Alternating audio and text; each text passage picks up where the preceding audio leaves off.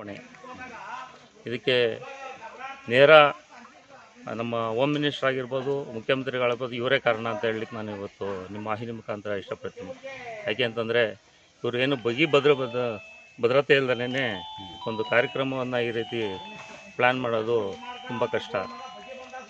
ಈ ಒಂದು 18 ವರ್ಷದಿಂದ ನಾವು ಕಪ್ಪೊಡ್ದಿಲ್ಲ ಅನ್ನೋ ಒಂದು ಜನರಲ್ಲಿ, ಅಭಿಮಾನಿಗಳಲ್ಲಿ ಉತ್ಸಾಹ ಜಾಸ್ತಿ ಇದ್ದಾಗ ಈ ಕಾರ್ಯಕ್ರಮ ಮಾಡಿದ್ರೆ ಕ್ರೌಡ್ ಸೇರುತ್ತೆ ಅನ್ನೋದು ಮನವರಿಕೆ ಇರಬೇಕಾಯ್ತು ಸರ್ಕಾರ.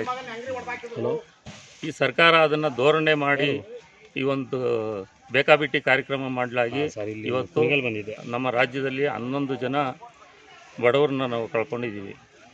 ಅವರ ತಂದೆ ತಾಯಿಗಳು ಸತ್ತೋಗಿದ್ದಾರೆ, ಮಕ್ಕಳುಗಳು ಸತ್ತೋಗಿದ್ದಾರೆ ತಂದೆ ತಾಯಿಗಳಿಗೆ.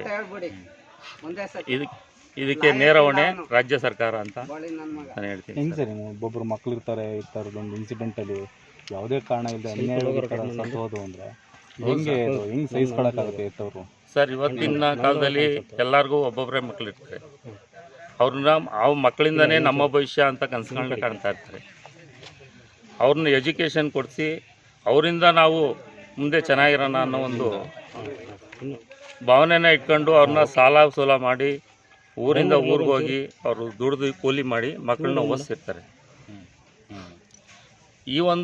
ಇಂಥ ಒಂದು ಕನ್ಸೆಪ್ಟ್ ಕಂಡಂಥ ತಂದೆ ತಾಯಿಗಳಿಗೆ ಈ ಸರ್ಕಾರ ಒಂದು ಭದ್ರತೆಯನ್ನು ಕೊಡದಲೇ ಈ ಥರ ಮಾಡಿರೋದು ತುಂಬ ಅಕ್ಷಮ್ಯ ಅಪರಾಧ. ಸರ್, ಇವರು ಯಾವಾಗ ಬೆಂಗಳೂರಿಗೆ ಹೋಗಿದ್ರು ಸರ್? ಏನು ಸಲುವಾಗಿ ಹೋಗಿದ್ರು ಅಂತ? ಸರ್, ಮಕ್ಕಳು ಎಜುಕೇಷನ್ಗೋಸ್ಕರನೇ ಇವರು ಬೆಂಗಳೂರಿಗೆ ಹೋಗಿದ್ದು. ಸುಮಾರು 20 ವರ್ಷ ಆಯಿತು ಅವರು ಬೆಂಗಳೂರಿಗೆ ಹೋಗಿ.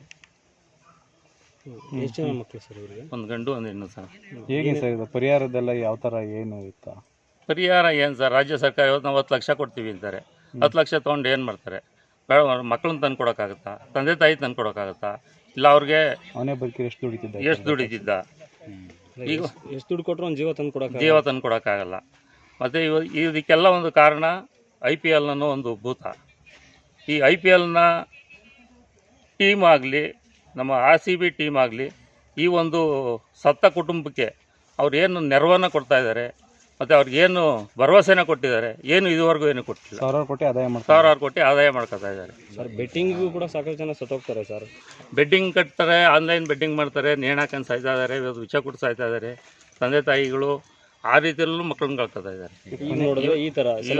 ನೋಡಿದ್ರೆ ಇದು ದುರ್ಘಟನೆ.